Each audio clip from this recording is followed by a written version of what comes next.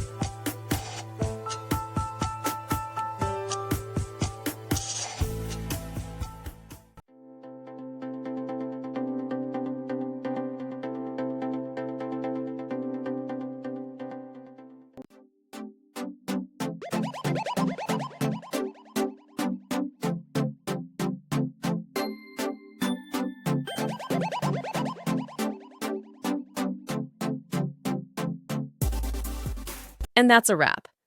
I hope you found the answer you were looking for. If you did, take a second to hit that subscribe button. It really helps out. And let me know in the comments which solution worked best for you. See you next time in the debug zone.